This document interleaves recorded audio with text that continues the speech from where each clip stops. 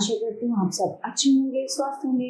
स्वागत है आपका इस कक्षा में। आइए आज हम पढ़ते हैं हिंदी का पाठ 5, अनोखा पार्सल। मैं 5 वर्ष की एक लड़की थी जो अमेरिका के एक शहर में रहती थी। एक दिन मैं विद्यालय से घर आई तो बड़ी खुश थी। मैं अपनी माँ के पास गई और बोली, माँ, आपने कहा था कि आप मुझे छुट्टियों में दादी के घर भेजें। आज से मेरी छुट्टियां हो गई हैं। दादी के पास कब भेजेंगी आप मुझे? माँ ने उसकी बात का कोई जवाब नहीं दिया। वह अपने काम में लगी रही।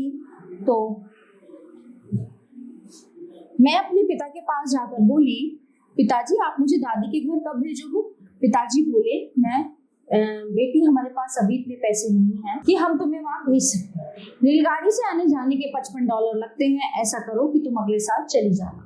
नहीं, मैं 1 साल प्रतीक्षा नहीं कर सकती। मैंने बहुत उदास होकर कहा और चली गई। दादी के पास न जाने के कारण मैं बहुत दुखी थी। उसने सोचा, क्यों ना मैं एक काम करूं कि दादी के पास जाने के लिए पैसे कमाऊं। ये सोचकर वह पास के जनरल स्टोर पर गई और उसके मालिक अलेक्जेंडर से बोली, अंकल, आप मुझे कोई काम दे दीजिए। अलेक्जेंडर हंसकर बोले, क्या बात है, मैं तुम्हें काम करने की जरूरत क्यों पड़ गई? अंकल, मुझे दादी के पास जाने के लिए रेलगाड़ी का टिकट खरीदने के लिए पैसे कमाने हैं। मैंने बड़ी गंभीरता से कहा। अलेक्जेंडर हंसे और कहा, बेटी, अभी तुम बहुत छोटी हो। इतनी छोटी बच्ची के लिए मेरे पास कुछ भी काम नहीं है। मैं उदास होकर घर वापस चली गई। घर पर जाकर उसने देखा पिताजी किसी से बात कर रहे थे और माँ एक छोटे बैग में उसके कपड़े रख रही थी। माँ, हम कहीं जा रहे हैं? मैंने पूछा। हम सब तो नहीं जा रहे, लेकिन देखो, कोशिश कर रहे हैं कि तुम किसी तरह दादी के पास लुइस्टन जा सको।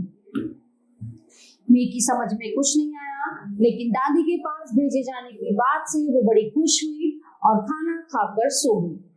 अगली सुबह माँ ने मैं को उठाया, उसे जल्दी से तैयार किया। तभी दरवाजे की घंटी बजी। पिताजी ने दरवाजा खोला।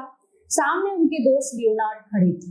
जल्दी करो, हमें लियोनार्ड के साथ डाकखाने में जाना। पिताजी ने मैं का बैग उठाते हुए कहा।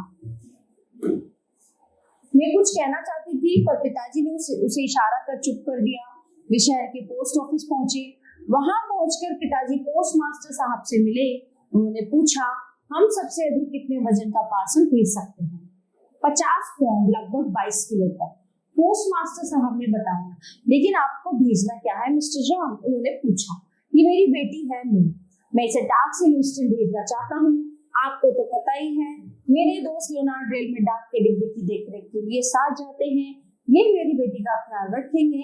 मैं के पिताजी ने कहा। मैं अपने पिताजी की इस तरकीब से थोड़ी हैरान थी, पर वो खुश भी थी कि उसे दादी के पास भेजा जा रहा है।